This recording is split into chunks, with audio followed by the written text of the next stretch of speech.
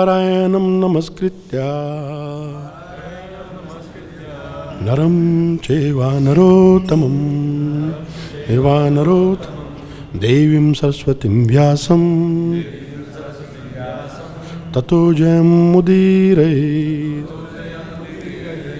वेदे रामायणे चैव पुराणे भारते तथा अधेयन्ते च मध्ये च हरिः सर्वत्र गीयते।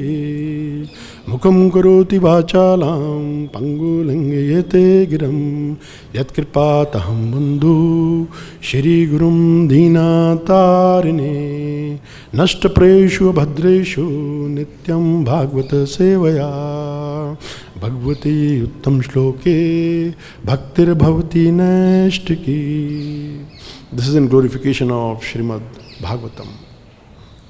Yasyam vai shruyamanayam Krishna param purashe bhakti utpadiya pumsa shoka moha bhayapaha.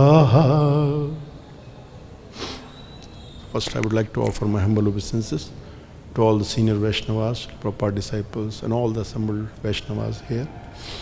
Please bless me so that we can speak into the microphone closely, so that we can glorify the Lord together. So we're reading from Srimad Bhagavatam, Canto 10, Chapter 5, verse number 9 and 10. So 10 has purport, so we recite verse number 10 together, and I'm going to recite verse number 9 first.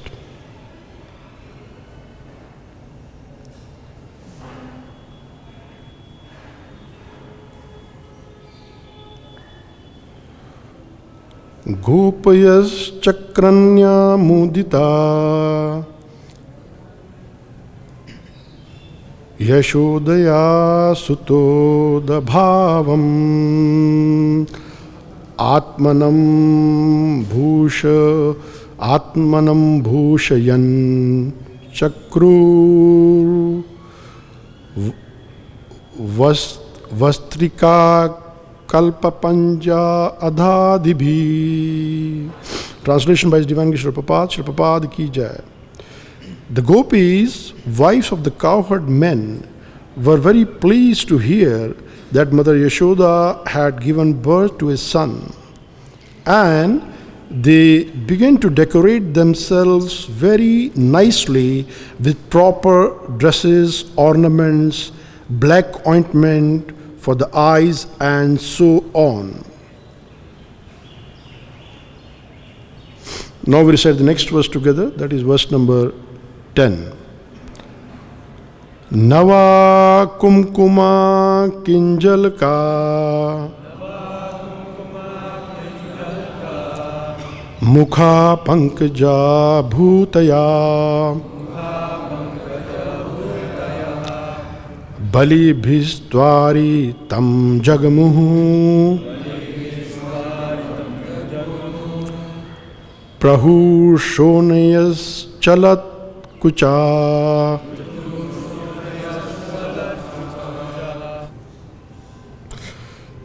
Word to word translation. Nava kumkuma kinjalka. With saffron and newly grown kumkuma flower. Mukha pankaja bhutayaha. Exhibiting an extraordinary beauty in their lotus-like faces. Balibihi, with presentations in their hands. Twaritam, very quickly. Jagmuhu, went to the house of Mother Yashoda. Prithu Shronayaha, bearing full hips, fulfilling womanly beauty. Chalat kuchaha. Their developed breasts were moving. Translation and purport by His Divine Grace Srila Prabhupada ki jai. Their lotus-like faces, extraordinarily beautiful, being decorated with saffron and newly grown kumkuma, the wives of the cowherd men hurried to the house of Mother Yashoda with presentations in their hands. Because of natural beauty, the wives had full hips and full breast, which moved as they hurried along. Purport by Divine Grace Srila Prabhupada. The cowherd men and women in the villages lived a very natural life, and the woman developed a natural feminine beauty with full hips and breast, because women in modern civilization do not live naturally. Their hips and breasts do not develop this natural fullness. Because of artificial living, women have lost their natural beauty, although they claim to be independent and advanced in material civilization. This decoration of the village woman gives a clear example of the contrast between natural life and the artificial life of a condemned society such as that of the Western countries, where topless, bottomless beauty may be easily purchased in clubs and shops and for public advertisements. The word Balibihi indicates that the women were carrying gold coins, jewel necklaces, nice clothes, newly grown grass, sandalwood pulp, flower garlands, and the similar offerings on the plates made of gold. Such offerings are called Bali. The word Twaritam Jagmuhu indicates how happy the village women were to understand that Mother Yashoda had given birth to a wonderful child known as Krishna. Om Jnanam Timarandhasya Gananjaya Shalakaya Chakshurunimilitam Yena Tasme Shri Guruve Namah Shri Chaitanya Manobhishtam Sthapitam Yena Bhutale Swayamrupam Kadamayam Dadati Swapadantikam Vandeham Shri Guru Shri Yutpad Kamalam Vaishnavam Shri Rupam Sagrajatam Sahagana Raghunatham Vitam Tam Sajivan Savadhitam Savadhutam Parjina Sahitam Shri Krishna Chaitanya Devam Shri Radha Krishna Padam Sahagana Lalita Vishakavitam Cha He Krishna Karuna Sindhu Dina Bandhu Jagatpate Gopesh Gopika Kanta Radha Kanta Namastute Tapta Kanchan Gorangi Shri Radhe Vrindavaneshwari Vrishabhanu Sutadevi Panamami Hari Priye Vanchikalpatrubhyacha Kripa Sindhubhya Vicha Patitanam Pavanebhyo Vaishnavbhyo Namo Namah Jai Shri Krishna Chaitanya Prabhu Nityananda Shri Advaita Gadadhar Shiva Sivasadi Gaur Bhakta Vinda Hare Krishna Krishna Krishna Hare Hare Hare Rama Rama Rama Hare Hare. So in these two verses, Srila Prabhupada is describing the opulences of Nanda Maharaj and the cowherd men in Gokul, and the festivity in the house of Nanda Maharaj on the occasion of appearance of Lord Shri Krishna. So, in the first verse that we recited, that is verse number 9, Srila Prabhupada is making a very important point in the translation. And what is that? That is, the wives of cowherd men were very pleased to hear that Mother Yashoda had given birth to a son, and they began to decorate themselves very nicely with proper dresses. Now, this is a deeper meaning, and the deeper meaning is non-envious nature of a devotee. So all the gopis, they were very pleased. They were very happy for Mother Yashoda. And they were decorating themselves to participate in the festivity of Nandotsav. That should be the mood of a devotee. Non-envious nature. It is not that if some devotee is getting mercy of Guru and Gauranga, we should start envying him. That is not Krishna consciousness. So a genuine real devotee, he will always be happy to see other devotees advancing in Krishna consciousness. He will always be happy to see when he sees other devotees are receiving kripa, mercy of Guru and Gauranga. He will not be envious. And that was the mood of Mahaprabhu and Mahaprabhu's devotees. This reminds me of an episode in Chaitanya Charitamrita and Chaitanya Bhagavata as well. When Mahaprabhu performed his first Sankirtan, public Sankirtan. After the Sankirtan, he came to the house of Sridhar Kolevicha along with his other associates, Advaita Acharya, others, Nityananda Prabhu, all others. And he came to the house of Sridhar Kolevicha and told him, Sridhar, I know you're hiding a treasure in your house, and I will expose that treasure to all of my associates and everybody. Sridhar Kolevicha was surprised. Treasure in my house? Mahaprabhu immediately, he started to drink water from one of the pot lying in the humble hut of Sridhar Kolevicha. Sridhar Kolevicha, stop, Mahaprabhu, don't do this.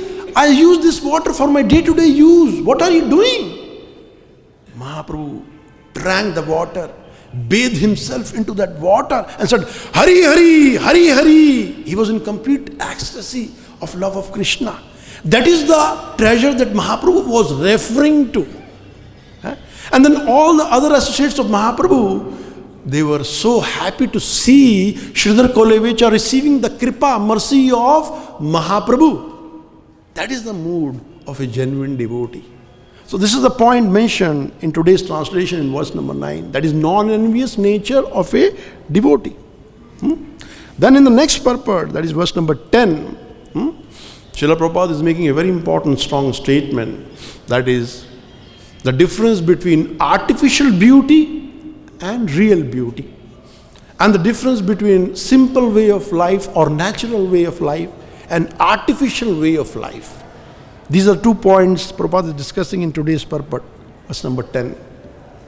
So let's begin with the first one, beauty. In Srila Prabhupada's words, as long as the grass is connected to the ground, it is green and beautiful. Similarly, as long as a devotee or a jiva is connected to Bhagavan Sri Krishna, he is beautiful. Why? Because he is connected with the source of all the beauty.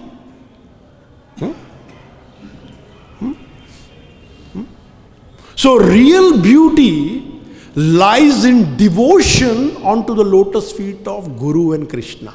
That is real beauty.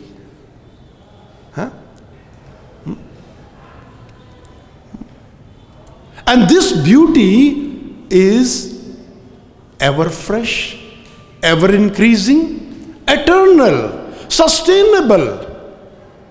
When you talk about our external beauty, every moment the body is dying, we are getting old and will die eventually, correct? That is external beauty, correct? Is it sustainable? No, it's not sustainable. But if you have a beauty which is driven by the qualities, Jai Shri Shri Radha Shyam Sundar Krishna Ram Gaur Nitai Ki Jai. So if you have a beauty which is driven by the internal qualities that is sustainable. And this beauty is based on transcendental knowledge. And that transcendental knowledge is based on pure devotion. This is real genuine beauty. So real genuine beauty lies in devotion onto the lotus feet of Krishna, Guru and Krishna. And this devotion for a devotee is always fresh, always increasing, ever fresh. So as mentioned, this is Mahaprabhu's opinion, mentioned by Vishwanath Chakravarti Thakur Maharaj. Aradhya Bhagavan Vrajeshatanayam Tadham Vrindavanam Ramya Kaschedupasana Vrajavadhu Vargere Vina Kalpate Shrimad Bhagavatam Pramanam Mamalam Prema Pumarta Mahan Sri Krishna Chaitanya Mahaprabhu Matam Idam Tatra Dharana Pran. This is Mahaprabhu's opinion. That is the most worshipable deity in this creation is Lord Shri Krishna.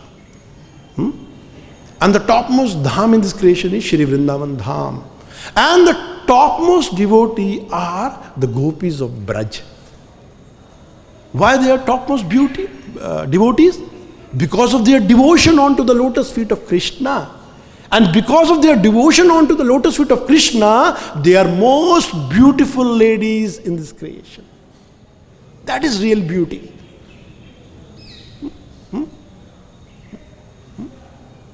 So as long as a jiva is constitutionally correctly situated, he is beautiful. He is beautiful because jiva is Prakriti. Krishna is the only Purusha, only enjoyer. We are all Prakriti, whether in female body or male body. It doesn't matter. Correct? So as long as we are constitutionally correctly situated, we are all beautiful. And if we are constitutionally not correctly situated, we are not beautiful, because we are disconnected from the source of beauty, which is Krishna. So as mentioned in Chaitanya Charitamrita by Krishnadas Kaviraj Goswami Maharaj, Naham viprocha nacha narapati napi vaishayo nae shudro nacha varni nagrapati nacha vanistho vanirva krintu prodayan nikhila Paramananda Purnamrita Gopi Bharatu Padkamlo Dasa Anu Dasa Gopi Bharatu Padkamlo Dasanu Dasa Hare Krishna, Krishna Krishna, Hare Hare, Hare Rama, Rama Rama, Hare Hare. So you become beautiful, most beautiful, when you become the servant of your spiritual master. Most beautiful. Why you are beautiful? Because you are constitutionally correctly situated. So what is this das anudas? This actually refers to the service spirit or seva spirit, which is beyond designations. Sometimes we are caught up in varnashram. I am sannyasi, I am grihastha, I am this and that. That is sadhan, that is not sadhya. That is sadhan only. Don't make sadhan as sadhya. That's a means to achieve the goal. Sadhya refers to goal, sadhan refers to the means That's just a means to achieve the goal. So seva spread beyond designation refers to das, das, anudas. In terms of guru-disciple relationship, if you are a sadshishya of your spiritual master, you are on the platform of Gopi, Bharator, Padkamal, Das, Das, Anudas. But sadshishya. Because Sadguru, he himself is a sadshishya of his guru. Correct? If he is not a sadshishya of his guru, how can he become a Sadguru? So Bhaktisiddhanta Maharaj, he spoke about different qualities of a sadshishya. Some of them are, one of them is, a sadshishya will always inquire from his spiritual master. Always inquire, eager to inquire. Second, free from all sort of sense gratifications, gross or subtle. Next, he has given up his independence onto the lotus feet of Guru. Next one, he only looks at the qualities of others and he only looks at his faults. These are some of the qualities mentioned by Bhaktisiddhanta Maharaj as the qualities of a Sad Shishya. So when you become a Sad Shishya, you are on the platform of Gopi, Bharatu, Padkamala, Das, Das, Anudas. And what is the beauty of a disciple? The beauty that we are talking about in this purport, today's purport. The beauty of a disciple is Anugatya. That is, in Gaura Govinda Swami Maharaj's words, that is the sampada he has, the treasure he has. Anugatya is the decoration of a disciple. Like one time one of the devotee asked a question to Gaura Govinda Maharaj in Bhubaneswar. He said, Gurudev, how do I achieve Krishna Prem? What was the answer of Gaura Govinda Maharaj? Hey, that is none of your business. Just do Anugatya. It is up to Guru Maharaj to give you the mercy to have Krishna Prem, yes or no. Just do Anugatya. That is none of your business. So Anugatya is the ornament of a disciple. He is decorated with that Anugatya. Then Srila Prabhupada is talking about simple life versus so-called advanced life or crazy civilization.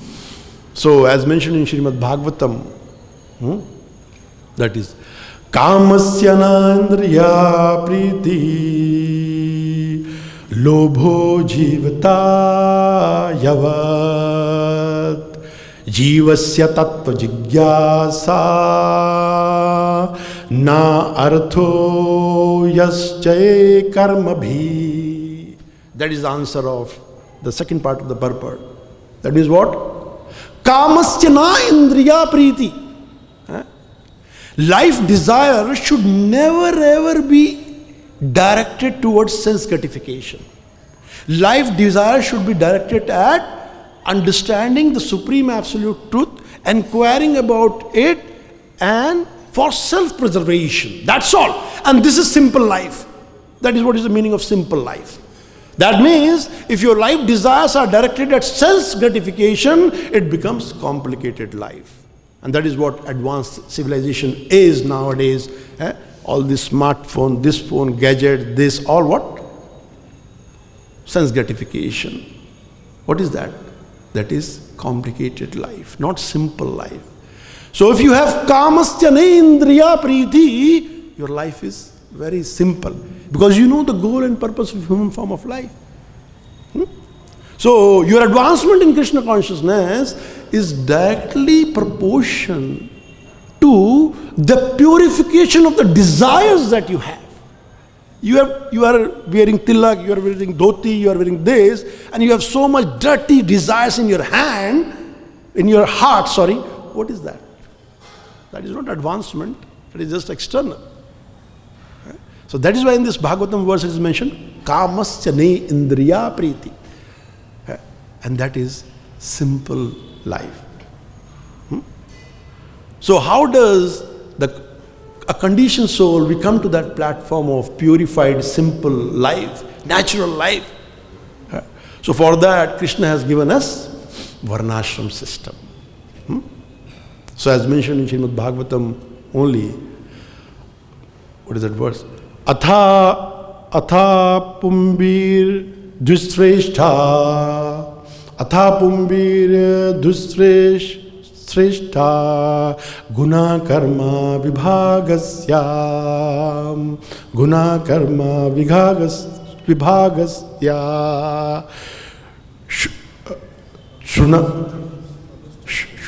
स्वनुष्ठितस्य धर्मस्य संसधि हरितोषणम.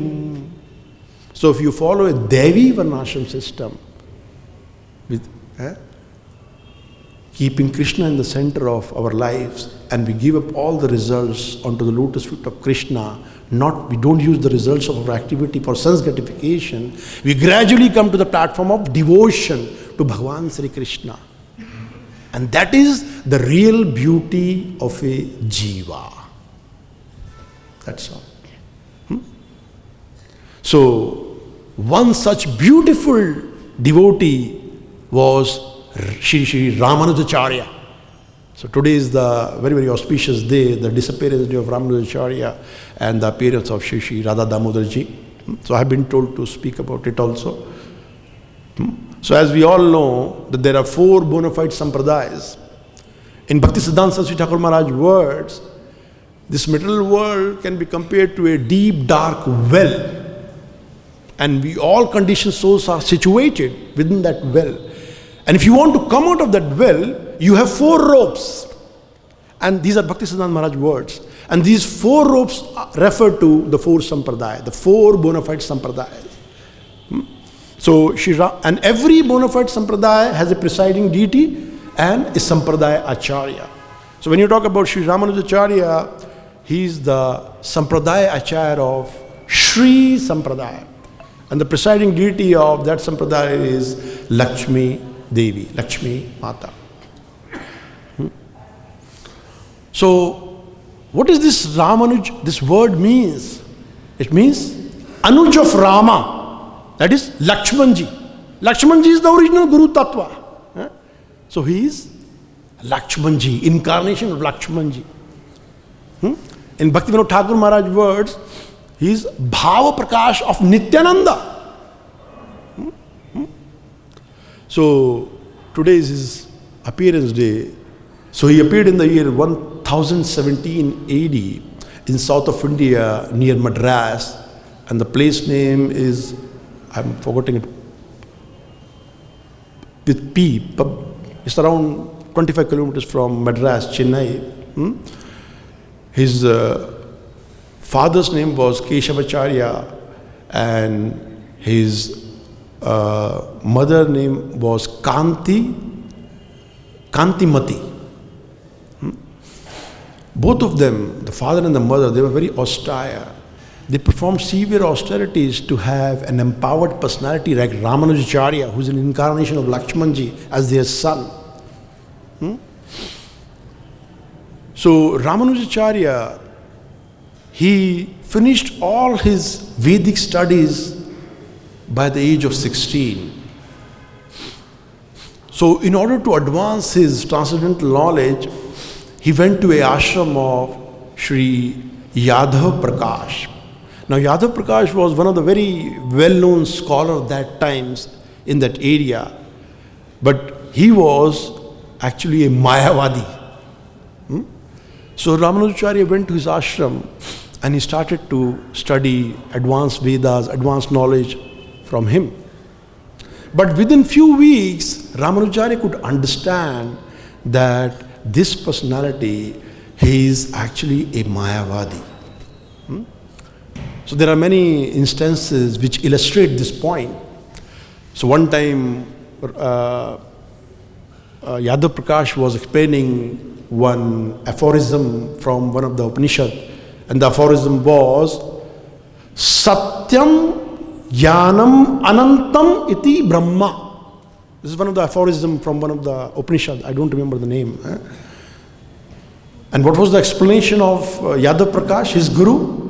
He said, just try to understand it. He said, just like a cow cannot have full horns, broken horns, and half horns, similarly, the Brahma, the Supreme Absolute Truth, cannot have multiple attributes simultaneously. That means he cannot be a person and imperson at the same time. So when Ramanujacharya heard that, he counter-argued, he opposed, and said, Gurudev, may I say something? He said, okay, speak. He said, in this material world there is a flower, and that flower has multiple attributes available simultaneously. Then how can you say that the Supreme Absolute Truth has no simultaneously available multiple attribute? It's just like a flower. A flower has color, beautiful texture, beautiful form. These are three attributes of a flower. Yadav Prakash kept quiet. He knew that his disciple was speaking the truth. He was right. But he didn't say anything. In another occasion, he was quoting one aphorism from Chandayug Upanishad, and it was as such. It was Tasya yatha kapi asam pundarik eva akshani. And how did he explain this aphorism? Pundarik means lotus. Akshani means eyes. And kapi asam means the back, the rear part of a monkey. And his explanation was that the eyes, the lotus eyes of the Lord are red like the back part of a monkey. Imagine, this was his explanation. So when Ramanujacharya heard that, he started crying. He said, Gurudev, how can you compare the lotus eyes of the Lord with the back part of a monkey? So then Radha Prakash said, okay, if you know more than me, better than me, you explain me the meaning. And Ramanujacharya said, this word kapi refers to monkey, but he said, it can be broken down into ka and pibati. Ka means water and pibati. So who's drinking water? He said sun. Sun is drinking water, and then the stem of a lotus flower. So that means the explanation should be that the lotus eyes of the Lord are beautiful like the lotus flower or the sun. So when Yadav Prakash heard that, he became envious, the quality that we were talking about. And he decided to eliminate, to kill him, because he was not a bona fide guru, Sadguru. He decided to kill him. So he made an arrangement, a plan with his other disciples, that okay, we will take Ramanujacharya to Prayag, and we will drown him into the river Ganges. The plan was made. So Ramanujacharya, being a simple devotee, he said okay, he accepted the proposal and he decided to go along with them. So Ramanujacharya had a cousin brother, his name was Govinda. He was also part of the same school. So he came to know about this plan of his spiritual master. So he informed Ramanujacharya about it. He said, your Guru Maharaj is going to kill you. Don't go with them. And when he informed it, when Ramanujacharya was in the forest near Prayag, so then Ramanujacharya ran away from there. But he didn't know the way, how to go to his Shiksha Guru. His Shiksha Guru was Kanchipurna. And he was serving the deity of Vardarajan in Kanchipuram. Vardarajan is another form of Lord Krishna, and Kanchipuram was a Shiksha Guru of Ramanujacharya, and he was a very wonderful pure Vaishnava. So he wanted to go to him. So then, when he was not able to find out the way, Lord Narayan Lakshmimata appeared in the form of a hunter, and they took him to Kanchipuram. So then Ramanujacharya started serving under the guidance of Kanchipurna.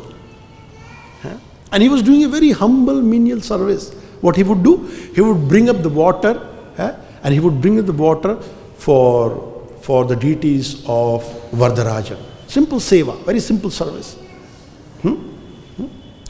And this was a time when Yamunacharya, he was the Acharya of Sri Sampradaya, and he was based in Srirangam. So many times, most of the Sri Vaishnava, they would visit this Kanchipuram from Srirangam. And they would always speak about Ramanujacharya to Yamunacharya. They would glorify his devotion, his simplicity. So Yamunacharya knew in his heart that it is Ramanujacharya who would carry the legacy of Sri Sampradaya in the future. So Shri Yamunacharya, he sent one of his disciples, Mahapurna, to bring Ramanujacharya to Srirangam. So by the time Mahapurna came and he brought Ramanujacharya to Srirangam, Yamunacharya had left his body. So when Ramanujacharya arrived in Srirangam, the body of Yamunacharya was lying, and his 3 fingers were like this. They were closed. 3 fingers were closed. So when Ramanujacharya reached there, he looked at the body, he looked at the 3 fingers closed, and then he made a vow. He made 3 vows. He said, Gurudev, I vow that I will spread your teachings and the teachings of Sri Sampradaya by my own example. This is another symptom of a real Vaishnava, a real symptom. That they not only speak, they preach by their behavior also. You can do subtle preaching also. You don't just have to sit here and speak. He said, I will preach the science of devotional services by my own example. 1 finger of the Yamunacharya opened up. And then he said, his second vow was, that is, I would write down Sri Bhasya, the commentary on Vedanta Sutra. Any sampradaya, it cannot be accepted as bona fide unless and until a commentary is written on Vedanta Sutra by the Vaishnavas of that sampradaya. So he said, I would write down Sri Bhasya. The second finger of Yamunacharya opened. And then he said, third one, that is, I vow that I would spread the glories of Parashara, Pana Alvar. When he said that, third finger opened up. And then all the disciples of Yamunacharya could understand that he was the chosen one. He was the one who would lead Sri Sampradaya now in the absence of Yamunacharya. And then Ramanujacharya started to preach very heavily against impersonalism. And from Sri Sampradaya, Mahaprabhu has taken 2 important things, 2 important points. The first one is Vaishnava Seva, and second one is Ananya Bhakti. And Sri Ramanujacharya was the personification of Ananya Bhakti and Vaishnava Seva also. So much so that there was one episode that another guru of Shiksha Guru of Ramanujacharya was Goshti Purna. There are so many Puranas in his biography. So Goshti Purna. So one time he went to him and Goshti Purna gave him one mantra. And he told him, hey Ramanujacharya, you chant this mantra, but keep it secret. Don't disclose it to anybody. Why? Because this is a mantra which can deliver you. And if you disclose it to others, you will go to hell. So what did Ramanujacharya do? He heard that mantra, he came out and he called all his disciples and everybody. And he said, hey, come. I will give you the mantra with the help of which all of you would be delivered. So his spiritual master said, hey, what did you do? I told you not to disclose it. He said, my dear spiritual master, even if I have to go to hell, but if I could save all of my disciples and all other jivas, I don't mind doing it. That was the mood of Ramanujacharya. Par dukh dukhi. Another important trait of a Vaishnava, that is par dukh dukhi. Then Ramanujacharya, he lived a long life, and in the year 1037 AD, before leaving his body, he invited all his disciples to him. And he gave them 3 instructions. What were those 3 instructions? The first one was, always be united. Always cooperate. Just like our Srila Prabhupada, he said, you can express your love towards me by your cooperation among each other. That is first instruction of Sri Ramanujacharya. Always stand united. Always cooperate. The second instruction given by Ramanujacharya to his disciple was Vaishnav Seva. Serve humbly, not in a challenging spirit. Always serve humbly. That comes back to the original point that we were discussing, beauty. You have to serve Vaishnavas, Guru, Sadhu with humility, not in a challenging spirit. And third instruction that he gave to them was, have complete faith in scriptures and chant the holy name of the Lord with complete conviction and faith.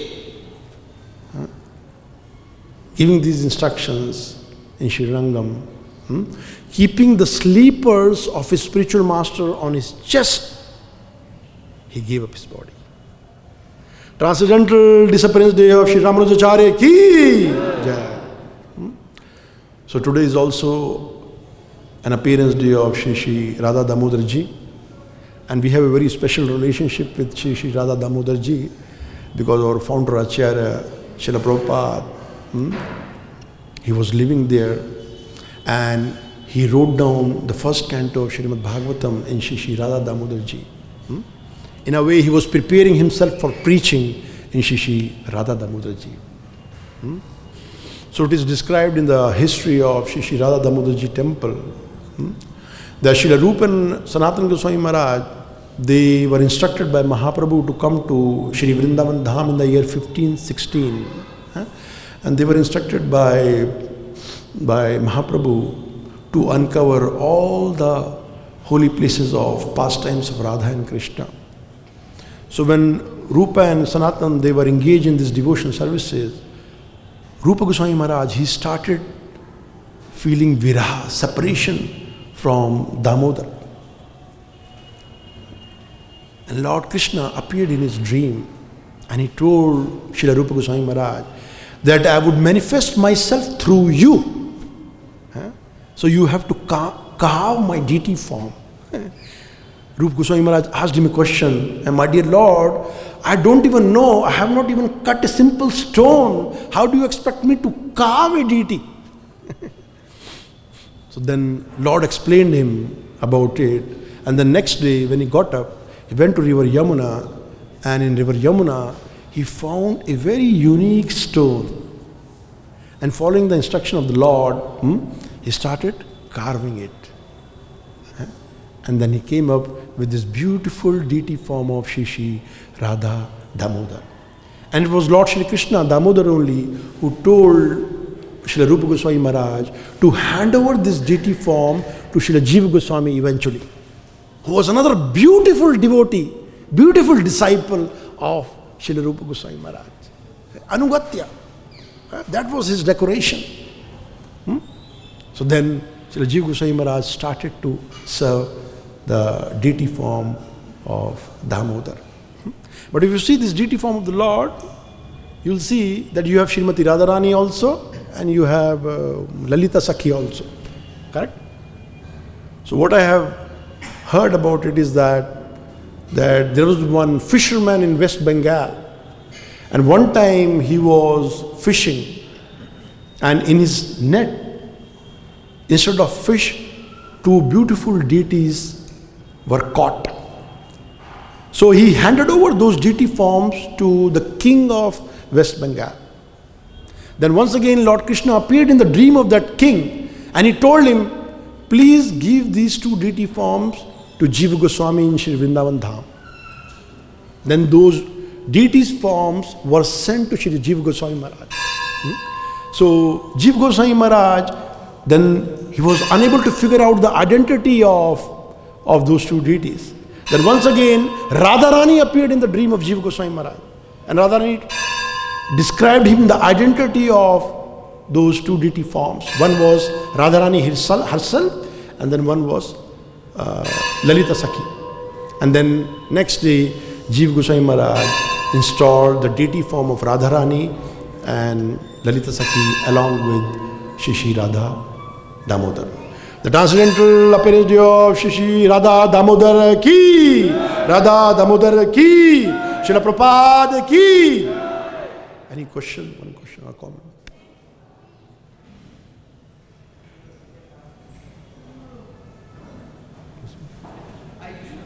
Hare Krishna. Can you throw some more light on the simplicity aspect, the kind of life that we lead? Simplicity aspect. And the kind of life that we lead, we are surrounded by technology. Yeah. And all the more because of COVID, like the challenges that we face at our work front and even remotely connected. Yeah. Technology has become an extremely integral part of our life. So how do we balance and some practical tips on this aspect? Yeah. So first is when you talk about simplicity, this Bhaktisiddhanta Maharaj has given a big lecture on this actually. This refers to saralta actually. The prerequisite to be saral is bhoktaram yagatapsam sarvaloka maheshwaram sahardi sarvabhutanam gyatva mam shanti rachitam. This is a prerequisite to be simple. You understand and realize that Krishna is Sarvaloka Maheshwaram. He is the proprietor of this entire creation. Nothing belongs to me. And he is the supreme enjoyer. I am not the enjoyer. That is the first prerequisite to become simple. Now when you talk about usage of technology, and technology has become an integral part of today's society, so the answer is use it. Practical tip is use it in the service of Guru and Krishna. Do not go beyond that. Like Prabhupada would give an example of this microphone. These are Prabhupada's words, that we are using this microphone to speak Srimad Bhagavatam, Bhagavad Gita. So we are spiritualizing it. So that is the answer to your question. That use the technology in the service of Guru and Krishna. Don't overdo it. That should be the thin line, or if you go beyond that, then actually you are trapped or you are disturbed, and then you are degrading down in your consciousness. So that's all. Hare Krishna Prabhu. Hare Krishna. Hare Krishna Prabhu. Hare Krishna. Hare Krishna. Hare Krishna. Hare Krishna. Thank you for the nice lecture. When you started class, you said the material world is like a deep well, and we have 4 ropes to get out from the well. Yeah. You mentioned only one. Can you mention the 3 ropes? Yeah. So three other ropes that you're talking about, they refer to 3 other bona fide sampradaya. That is Kumar Sampradaya, our wonderful Sampradaya, that is Gaudiya Vaishnava Sampradaya, and Rudra Sampradaya. That is the answer to your question. Yes.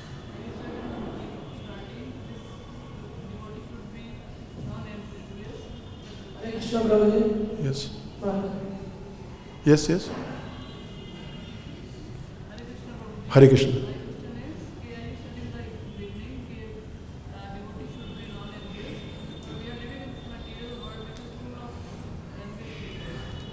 Yes.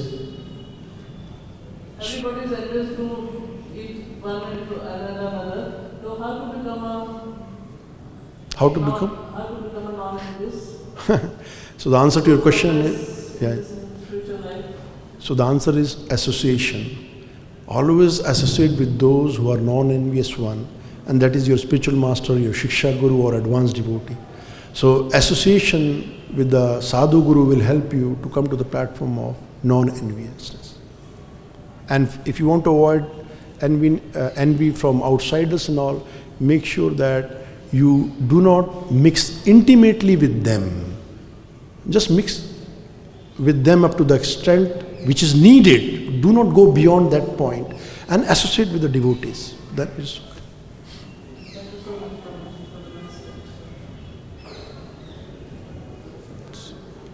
So we. Hare Krishna, Prabhuji. Hare Krishna. My question is, if someone wants to live like Goswami, like 6 Goswamis, they live very simply under peace and very simply just by begging Madhukari. And if someone wants to live in this way and follow in the footsteps of Mahaprabhu and Sikshastaka as it is, then how can he sustain in this society of ISKCON? So the answer to your question is, as I said in the class also, anugatya, follow what your Gurudev has told you to do. And you ask this question to your spiritual master that, my Gurudev, I would like to live like this, and follow his instruction. So don't try to act independently and whimsically, like you said, I want to live like a Goswami. You have to make sure, or that is the job of your spiritual master. He knows whether you can live like Goswamis or not. He knows your consciousness level because he is connected with Paramatma. So you just do anugatya of your spiritual master. If you are qualified to live like Goswami, you will live like them following the instruction of your Guru Tattva. That is the answer.